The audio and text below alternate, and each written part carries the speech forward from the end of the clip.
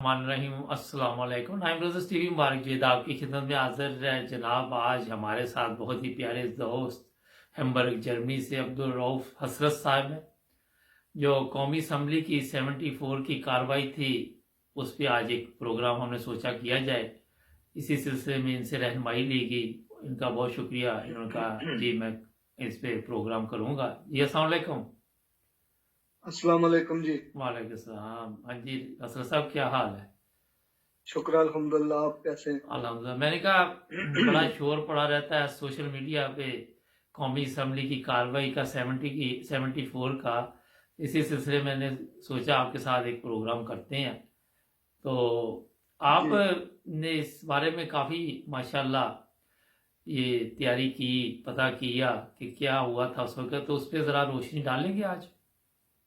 जी, ये देखें जी, 1974 में रबवार के रेलवे स्टेशन पर कुछ नौजवान लड़कों की आपस में लड़ाई हुई थी। जी जी जब लड़ाई होती है तो वो केस अदालत में जाता है, बिल्कुल जी, ऐसे ही है। लेकिन हमारे उलमा ने पूरे मुल्क में हंगामे शुरू कर दिए और उस केस को उठा के नेशनल पार्लियामेंट में ले गए। जी जी और 7 सितंबर 1974 को इन्होंने ये फैसला किया कि जमात अहमदिया दायरा इस्लाम से खारिज है। जी जी इसका अगर हम जायजा लें, जी अकली तौर पर इसका जायजा लें, तो ये इंसानी अकल के खिलाफ है जो इन्होंने फैसला किया था। उसकी मैं मिसाल इस तरह देता हूँ कि उस वक्त जो जमात अहमदिया के सरबराह थे हजरत हाफिज मिर्जा नासिर अहमद साहब रहमहुल्लाह ताला, जी जी जो कि कुरान करीम के हाफिज भी थे और ऑक्सफोर्ड यूनिवर्सिटी से उन्होंने अपनी तालीम मुकम्मल की थी, जी जी उनको उस असम्बली में दावत दी गई थी। वो तशरीफ ले जाते थे और उनके साथ 4 आदमियों का एक वफद था, जिसमें हजरत मिर्जा ताहिर अहमद साहब रहमहुल्लाह ताला, जो कि बाद में जमात अहमदिया के चौथे खलीफा बने थे, जी जी वो थे, और एक हजरत मौलाना अबुल अता साहब जलंधरी, जी जी और एक थे मजहर अहमद मजहर साहब, जो शेखपुरा के जिला के अमीर थे। जरा आवाज ठीक करें अपनी हसरत साहब प्लीज। जी, मैं तो अपने अब ठीक है, अब ठीक है। जी जी जी, एक थे हमारे हजरत मौलाना दोस्त मोहम्मद साहब शाह। जी जी ये टोटल 5 आदमियों का एक वफद था जी, जो उस असेंबली में जाते थे जमात अहमदिया की नुमाइंदगी करने। जी जी तो उनके मुकाबले में जो वफद था, जो टीम थी, वो पूरी तकरीबन 300 लोग थे। जी जी एक तो जुल्फकार अली भुट्टो की हुकूमत के जो वज़ारा थे, जिसमें हनीफ रामे साहब, मुस्तफा खार साहब, अब्दुल हफीज पीरजादा साहब, जी मौलाना कौसर न्याजी, इस तरह के जो लोग थे, ये वज़ारा थे, हुकूमत इनकी थी। जी जी और एक थी अपोजिशन पार्टी और एक थे उलमा। उलमा वो थे जो हर फिरके का एक एक सरबराह, उसमें मौलाना मुफ्ती महमूद साहब थे, जी मौलाना फजलुर रहमान साहब के वालिद साहब, जी जी और शाह नूरानी, इस तरह के जो जमात इस्लामी के जो सरबराह थे वो भी थे। ये सारे उलमा थे। तो ये तकरीबन तकरीबन 300। असर साहब, फिर आवाज आपकी ठीक थी या फिर हो गई ये कोई मसला चल रहा है? पहले ठीक बोल रहे थे। तो मैं ये अर्ज कर रहा हूँ कि अब ठीक है जी आवाज। अब ठीक है। मैं ये अर्ज कर रहा हूँ कि ये तकरीबन 300 अफराद थे जो असम्बली के मेम्बरान थे उस वक्त, उलमा समेत। जी जी और जमात अहमदिया का जो वफद था, ये 5 अफराद थे। जी आगे चलें आप तो प्लीज। बात किस किस मौजू पर होनी थी? दीन के मामले में और मजहब की गुफ्तगू होनी थी, और जमात अहमदिया के बारे में अकायद की गुफ्तगू होनी थी। जी तो जी दरवाजे खिड़कियां और रोशनदान बंद करते थे। अच्छा। यहाँ पर ये एक बहुत बुनियादी और अहम सवाल है कि जब तुमने मजहबी गुफ्तगू करनी है, कुरान और हदीस की गुफ्तगू करनी है, तो दरवाजे खिड़कियां रोशनदान क्यों बंद करते हैं? जी जी ये एक सवाल है, इस पे गौर करना चाहिए। अब हम आगे चलते हैं। अब ये 14 दिन की कार्रवाई है उस पार्लियामेंट के अंदर जो हुई है, बंद दरवाजे खिड़कियां करके। जी जी तो अगर हम दुनियावी लिहाज से देखें तो ये एक मैच था, जो दलाइल का मैच था, बिल्कुल ऐसे ही था। और 2 टीमों के दरमियान खेला गया। एक टीम के मेम्बरान 5 हैं और दूसरी टीम के तकरीबन 300। जी जी आप देखें, जंगे बदर में जो पहली जंग हुई है मुसलमानों की, उसमें 313 थे ईमान वाले और 1000 थे जी जी जो मुखालिफिन थे, दुश्मन थे। जी जी اب ہم اسمبلی کی کاروائی کو دیکھتے ہیں. 14 دن جو میچ کھیلا گیا دلائل کا، 14 دن کے بعد ایک ٹیم جیت جائے گی، ایک ٹیم ہار جائے گی. جی جی جو ٹیم جیتے گی وہ کہے گی کہ ہمارا میچ پوری قوم کو دکھاؤ تاکہ ہماری قوم کے افراد، ہمارے رشتہ دار، ہمارے والدین، ہمارے دوست سب دیکھیں جی جی کہ بالکل ہم نے کتنی شاندار کارکردگی دکھائی ہے اور کتنی زبردست فتح ہم نے حاصل کی ہے اور مقابلے والی ٹیم کو ہم نے کس طرح شکست دی ہے. جی جی بلکہ جیتنے والی ٹیم کا ہر کھلاڑی یہ خواہش کرے گا اور کہے گا کہ خدا کے لیے ہمارا میچ جو ہے وہ پوری قوم کو دکھایا جائے. بالکل. لیکن جو ٹیم ہار جائے گی وہ کہے گی یار رہنے دو، مٹی پاؤ. ہاں مٹی پاؤ. تو اب دیکھیں کہ جماعت احمدیہ کے جو چوتھے خلیفہ تھے حضرت مرزا طاہر احمد صاحب رحمہ اللہ تعالیٰ، انہوں نے تو پیشکش کی تھی کہ ہم خرچہ دیتے ہیں اس کو شائع کرو. جی جی اگر جتنا بھی خرچہ جماعت احمدیہ دے گی آپ اس کو شائع کریں. انہوں نے شائع نہیں کیا اور 40 سال تک اس کو چھپا کے رکھا. اگر یہ جیت گئے تھے اور یہ باہر نکل کے یہ کہتے تھے کہ ہم جیت گئے ہیں. جی جی اگر یہ جیت گئے تھے تو ان کا اپنا ٹی وی چینل تھا جو پی ٹی وی، جی جی وہاں اور پہ دکھا حکومت بھی ان کی تھی، وسائل ذرائع ہر چیز ان کے پاس تھی، کیوں نہ دکھایا. بالکل ٹھیک کہا آپ نے. اور یہ جھوٹ بولتے تھے کہ ہم ہار گئے. انہوں نے پھر کیا کیا کہ دائرہ اسلام سے خارج کیا. اس کا مطلب ہے پہلے وہ جماعت دائرہ کے اندر تھی، اب تم نے خارج کیا. جی جی اور خارج کر کے کیا کیا، مٹھائیاں بانٹی اور جشن منائے اور بھنگڑے ڈالے کہ ہم نے دائرہ اسلام سے خارج کیا، ہم جیت گئے. جی جی اگر ہم اس کاروائی کو اور اس فیصلے کو قرآن کریم کی روشنی میں دیکھیں تو اس کے بھی خلاف ہے. یہ بالکل ٹھیک. قرآن کریم میں اللہ تعالیٰ فرماتا ہے اعوذ باللہ من الشیطان الرجیم ادعو الی سبیل ربک بالحکمت والموعظۃ الحسنہ وجادلہم باللتی ہی احسن. اپنے رب کے راستے کی طرف دعوت دو. بالکل ایسے یہ حکم ہے اللہ تعالیٰ کا کہ اللہ کے راستے کی طرف دعوت دینی ہے. جی جی اور حکمت کے ساتھ، پیار سے، نرمی سے، شفقت سے، اعلیٰ اخلاق سے، اعلیٰ دلیل کے ساتھ آپ نے اپنے رب کے راستوں کی طرف. اگر یہ جماعت احمدیہ کو غلط سمجھتے تھے، جی یہ کہتے ہیں جماعت احمدیہ غلط ہے اور اسلام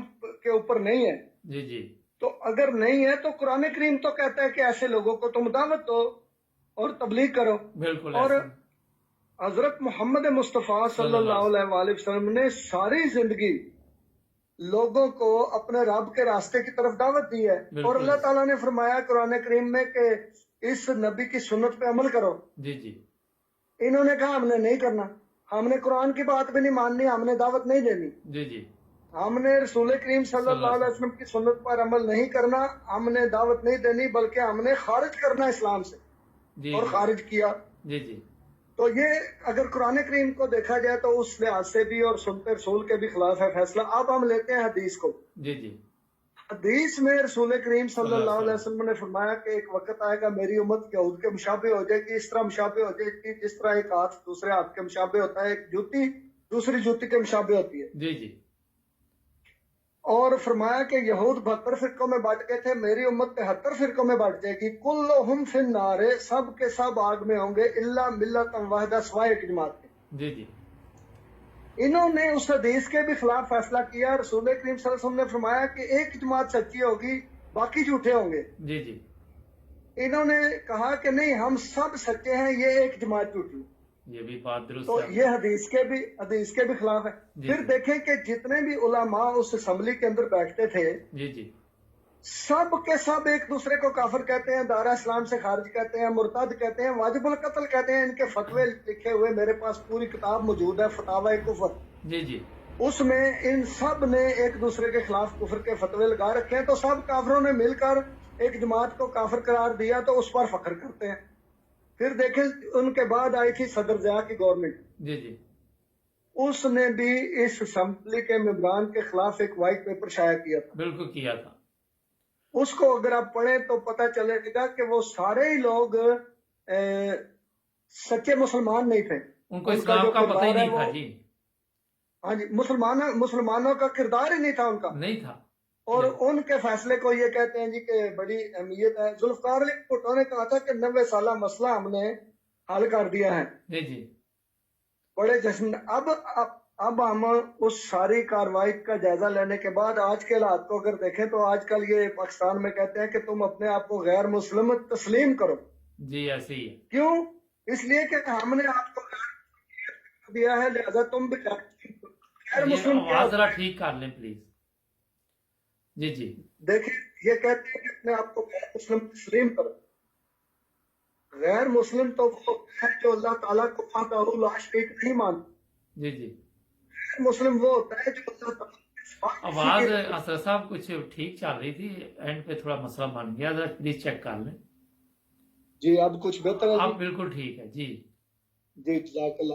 میں کہتا ہوں یہ آج کل کہہ رہے ہیں کہ غیر مسلم اپنے آپ کو تسلیم کرو کیونکہ ہم نے تمہیں غیر مسلم اقلیت قرار دیا ہے. جی جی تو غیر مسلم تو وہ ہوتا ہے جو اللہ تعالیٰ کو وحدہ لا شریک نہیں مانتا, جی جی جو اللہ تعالیٰ کے علاوہ کسی کی عبادت کرنا جائز سمجھتا ہے, جی جو جی حضرت محمد مصطفیٰ صلی اللہ علیہ وآلہ وسلم کو اللہ تعالیٰ کا سچا رسول اور نبی نہیں مانتا وہ غیر مسلم ہے. جی جی جو قرآن کریم کو اللہ تعالیٰ کی کامل شریعت نہیں مانتا اور اس کے اوپر عمل کرنا اپنے لیے نجات نہیں سمجھتا اور اس کے اوپر عمل کرنا ضروری نہیں سمجھتا وہ غیر مسلم ہے. جی جی تو احمدی مسلمان جو ہیں وہ اللہ تعالیٰ کو وحدہ لا شریک مانتے ہیں, حضرت محمد مصطفیٰ صلی اللہ علیہ وسلم کو اللہ تعالیٰ کا سچا رسول اور نبی مانتے ہیں, رحمت للعالمین مانتے ہیں, خاتم النبیین مانتے ہیں, جی جی اور قرآن کریم کے اوپر کامل ایمان رکھتے ہیں, اللہ تعالیٰ کے فرشتوں پر, اللہ تعالیٰ کی کتابوں پر, اللہ تعالیٰ کے رسولوں پر, یوم آخرت پر ہم ایمان رکھتے ہیں. جی جی ہم نمازیں پڑھتے ہیں, ہم روزے رکھتے ہیں, زکوٰۃ دیتے ہیں, حج کرتے ہیں. تو کیوں ہم غیر مسلم؟ اس کا مطلب ہے ہم جھوٹ بولیں.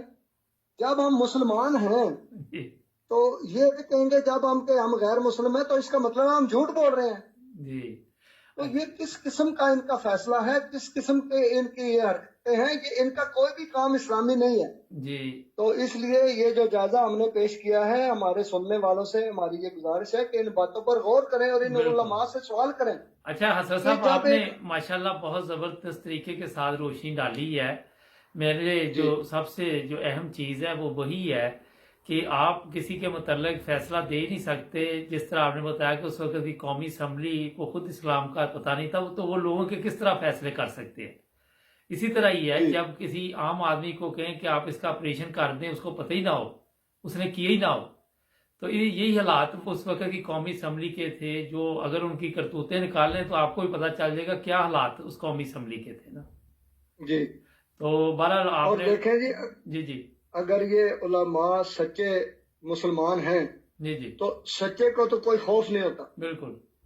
دیکھیں حضرت امام جماعت احمدیہ جو ہیں یہ جب خطبہ جمعہ ارشاد فرماتے ہیں جی جی تو ہم لوگوں کو کہتے ہیں کہ ساری دنیا کے انسان اس خطبے کو سنیں. بالکل ایسے ہی ہے. ہماری خواہش ہوتی ہے حضرت اقدس مسیح موعود علیہ الصلوۃ والسلام کی جو تصانیف ہیں, جو کتابیں ہیں ان کی, جی جی ہم کہتے ہیں ساری دنیا کے انسان ان کو پڑھیں. ہم تو کچھ بھی نہیں چھپاتے. بالکل ایسے ہی. انہوں نے اس اسمبلی کی کاروائی کو پہلے تو دروازے کھڑکیاں بند کر کے سوال و جواب کرتے رہے, بحث کرتے رہے, اس کو چھپایا. جی جی اور جب مکمل ہو چکی تو پھر اس کو 40 سال تک شائع نہیں کیا. تو اس خوف کس بات کا ہے, یہ سوال ہے. یہ جو ہمارے سننے والے ہیں نا, جی اس پہ غور کریں. اچھا صاحب, باتیں آپ کی بات بہت کرنی اچھی. چاہیے. ٹائم ختم ہو رہا ہے ہمارے پاس, تو اظہر صاحب بہت شکریہ, آپ نے زبردست طریقے کے ساتھ یہ جائزہ پیش کیا کہ آپ کا بھی بہت بہت شکریہ. اگر کسی ایک چیز اور میں بتاؤں اظہر صاحب, ایک چھوٹی سی بات بھی ہو جائے نا, ایم ٹی اے ہے مثلا, اسی سے ان لوگوں کے جو ایمان ہے وہ کہتے جی وہ مجروح ہو گیا, ہمارے جذبات مجروح. ہمارے تو نہیں, یورپ میں ہم پوری دنیا کے پروگرام دیکھتے ہیں, ہمارے تو نہیں ہوتے. لیکن ٹائم ختم ہو رہا ہے. آپ کا بہت شکریہ, ملیں گے اگلے پروگرام میں. ناظرین, 9 بزنس ٹی وی کو سبسکرائب کریں, اپنا خیال رکھیں. اللہ حافظ. بہت شکریہ. بہت بہت شکریہ جی. اللہ حافظ.